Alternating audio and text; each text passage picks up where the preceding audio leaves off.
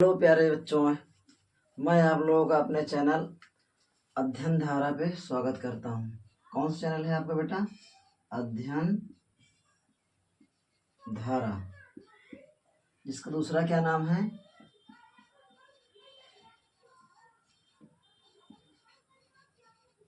Study stream. आप हिंदी वाला search करेंगे तो आपको चैनल जल्दी मिल जाएगा। इंग्लिश वाला सर्च करेंगे थोड़ा सा समय लगेगा, लेकिन मिल जाएगा भी। ठीक है बेटा, जैसा कि हम लोग पढ़ रहे थे अभी तक, हम लोग पहले चैप्टर में पढ़े हैं। जैसे कि पहले चैप्टर हम लोग पढ़े हैं, इसके पहले पूरी भी चीज़ जितने वास्तविक संख्याएं क्या होती हैं इसके बारे में पूरी सारी जितनी बेसिक चीज़ें होती सारी आपको हमने समझा दिया। तो इस वाले क्लास में हम लोग आज देखेंगे 1.1 के सवाल। कक्षा 10 के हम लोग क्या देखेंगे?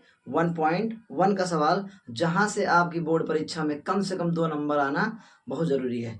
ध्यान से आप पूरा वीडियो को देखेंगे। ठीक है बेटा, चलिए हम लोग पढ़ते हैं क्लास में।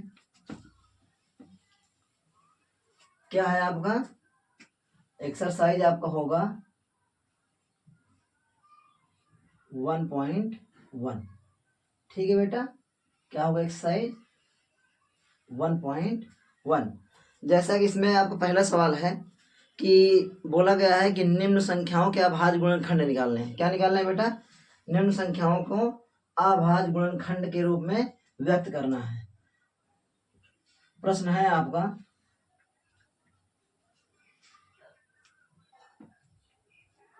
निम्न लिखित संख्याओं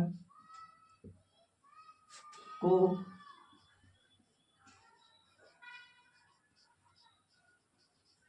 अभाज्य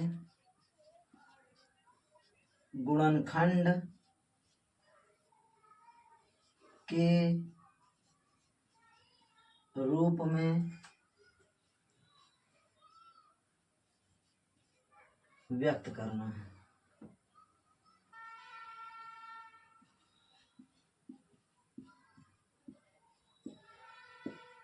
ठीक है बेटा, इसमें आपका पहला नंबर सवाल है। नंबर 1 है आपका 140, नंबर 2 है आपका 156, नंबर 3 रहेगा आपका 38 25। कितना है बेटा? 38 25। नंबर 4 आपका रहेगा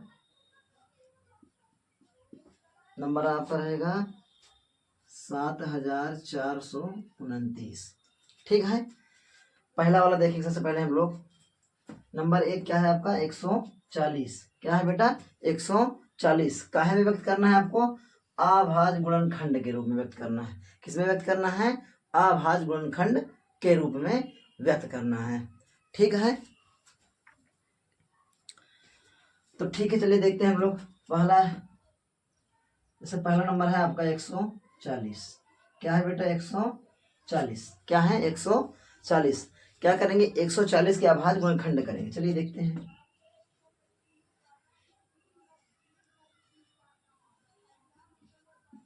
2 से करेंगे 70 आएगा, 70 से करेंगे फिर 2 से करेंगे कितना आएगा? 35 आएगा।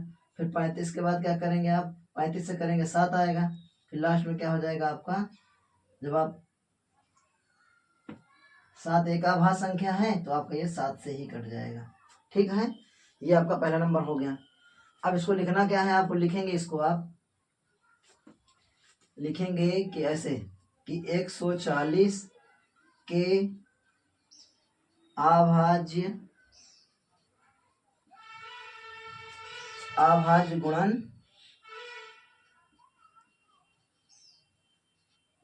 खंड। ऐसे लिखेंगे कि 140 के अभाज्य गुणन खंड।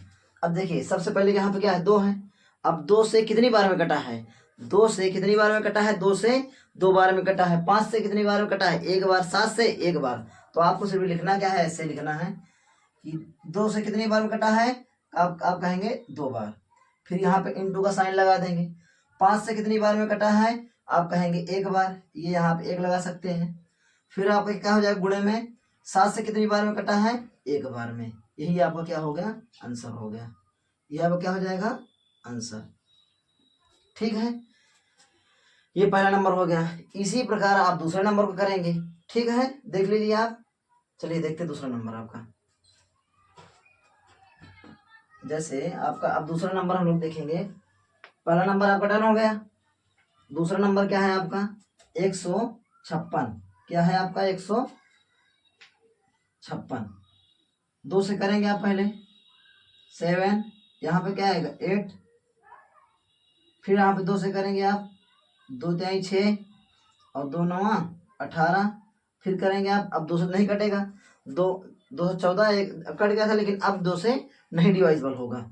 अब 3 से करेंगे आप, कितने से करेंगे, 3 से। 3 एकम 3, 3 त्रिका 9 और 13 एक क्या है, आभाज्य संख्या है, 13 13 से ही कटेगी। ठीक है, अब इसको भी आप लिखेंगे, आप यहाँ पे लिखेंगे कि 156 के अभाज्य गुणनखंड। अब 156 क्या लिखना है आपको, अभाज्य गुणनखंड। देखिए यहाँ पे दो कितनी बार है, 1 2, तो यहाँ पे आप 1 2 लिखेंगे बेटा, और यहाँ की पावर 2 हो जाएगी। फिर ये इंटू का साइन लगाएंगे, चाहे आप इंटू लगा दें चाहे गुणे का चिन्ह लगा दें, दोनों एक ही है, कोई दिक्कत नहीं उससे आपको। 3 कितनी बार है, आप कहेंगे सर 1 बार है। 13 कितनी बार है, ये भी कहेंगे आप कितनी बार है, 1 बार है। कितनी बार है, 1 बार। यही आपका बेटा हो जाएगा, इस वाले का आंसर हो जाएगा। ठीक है, अब हम लोग देखते हैं तीसरा नंबर आपका। कौन सा नंबर, तीसरा नंबर। तीसरा नंबर है आपका देख लीजिए, इसको रफ कर रहे हैं।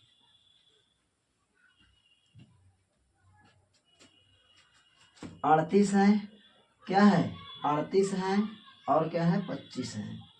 सबसे पहले तो आप देखेंगे क्या ये संख्या 2 से कट रही है, तो आपको मालूम है 2 से विभाज्यता का नियम यही होता है कि कोई भी संख्या 2 से कब कटेगी, जब उसके इकाई का अंक 0 2 4 6 8। यदि किसी संख्या के इकाई का अंक 0 2 4 6 8 हो, तब वह संख्या 2 से कटेगी, अन्यथा कंडीशन में वो संख्या 2 से नहीं कटेगी। 3 से क्या होता है कि यदि किसी संख्या के संख्याओं का योगफल, यदि किसी संख्या के संख्याओं का योगफल 3 से विभाज्य हो, तो पूरी संख्या 3 से विभाज्य होगी। चलिए देखते हैं। 2 से तो नहीं कट रहा है, आपको पहले ही दिख रहा है। 3 से क्या कटेगा, क्या देख लेते हैं। 8 2 10 और 10 10 3 13 और 13 5 कितना हुआ 18। इसका 3 से कट जाएगा। चलिए करते 3 से, 1 हो जाएगा, यहाँ पे 2, यहाँ पे 2 हो जाएगा, 3 चौके 8 2 10 10 5 15 15 3 18, 3 एकम 3 और 3 दूना 6 आया, 3 दूना 6 आया, और ये हो गया 22, ये हो जाएगा 3 सतह 21। एक हासिल आ गया यहाँ पे, ये हो गया 15, 3 पचे 15।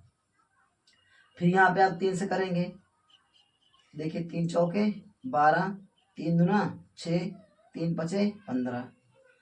अब देखिए फिर से कट रहा है क्या, 4 2 6 6 5 11। आप कहेंगे नहीं सर, अब ये 3 से नहीं कट रहा है, क्योंकि इसको जोड़ने में क्या आ रहा है, 4 2 6 और 6 5 11, तो 11 है तो ये नहीं कटेगा।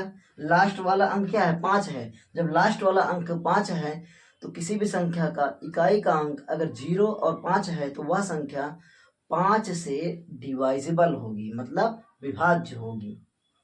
चलिए 5 से काटते हैं, 5 8 40 हो जाएगा, 2 आया 5 5 25 हो जाएगा। फिर से कटेगा 5 बार में, 5 दूना 5 सॉरी 5 एकम 5, 3 आया 5 सते 35। कितना हो जाएगा ये, 5 सते 35। अब ये हो गया 17। अब 17 से कितनी बार में कटेगा, एक बार में। क्यों, क्योंकि 17 क्या है, एक अभाज्य संख्या है। फिर आपको इसको वैसे ही लिखना है जैसे सबको लिखे हैं आप। लिखेंगे यहाँ पे कि 38 25 के अभाज्य गुणनखंड बराबर। देखिए 3 कितनी बार है, 3 1 2, लिखेंगे आप 3 एक बार लिखेंगे और फिर इसकी पावर 2 लगा देंगे। यहाँ पे इंटू कर देंगे, चाहे इंटू कर दीजिए या गुणे का निशान करिए, दोनों एक ही चीज़ है। फिर उसके बाद आप कितनी बार 5 लिखेंगे। अब यहाँ पे 5 कितनी बार है आप कहेंगे सर 2 बार है, तो यहाँ पे 2 कर देंगे। फिर यहाँ पे इंटू करेंगे।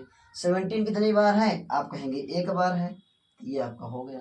यही हो गया आपका आंसर। इसी को आप लोग कहेंगे अभाज्य गुणनखंड के रूप में हमने इसको व्यक्त कर दिया। ठीक है, देख लीजिए, फिर अगला बताते हैं हम लोग। हो गया, चलिए।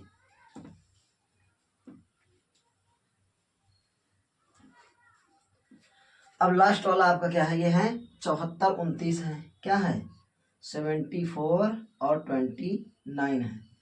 तो सबसे पहला काम देखिए, ये संख्या 2 से डिवाइजेबल नहीं है, ये संख्या 2 से विभाज्य नहीं है। लेकिन अब 3 से देखेंगे हम लोग, जब 2 से विभाज्य नहीं है तो आप क्या करेंगे 3 से देखेंगे। कितने से देखेंगे 3 से। अब 3 से करने के लिए क्या करेंगे, आप पूरे संख्याओं को जोड़ लेंगे। अगर पूरी संख्याओं का योगफल 3 के पहाड़े में आ जाएगा तो संख्या फिर ये 3 से कट जाएगी। देखिए 7 4 11 हो जाएगा, 7 4 11 और 11 तो 13 और 13 9 कितना हो जाएगा, 13 9 होगा आपका, देखिए 9 2 11, 13 9 क्या हो जाएगा 22 हो जाएगा। इसका मतलब ये संख्या आपकी 3 से नहीं कटेगी। और जब 3 से नहीं कटेगी तो अब आगे 4 के पास चलेंगे, 4 से चलेगी नहीं, 4 एक भाज्य संख्या है। 5 से नहीं कटेगी क्योंकि 0 और 5 नहीं है। 6 से भी नहीं कटेगी। 7 से कटेगी क्या, 7 एक कम 7 नहीं कटेगी, 7 6 42, 7 से भी नहीं कटेगी, 8 से भी नहीं, 9 नहीं, 11 11 से कटेगी क्या, 17 से काटेंगे, 17 से जब काटेंगे तब कितने आएंगे यहाँ पे 437। फिर ये कितने से कट जाएगी आपकी ये, फिर इसके बाद ये कटेगी आपकी 19 से।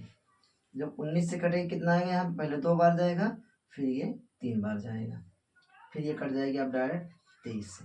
ठीक है, अब इसको लिखेंगे आप 74 29 के अभाज्य गुणनखंड बराबर आप लिखेंगे, देखिए 17 17 कितनी बार है, 1 बार है, तो 1 हो गया, इंटू 19 19 कितनी बार, 1 बार है, ये भी, ये हो गया आपका 23,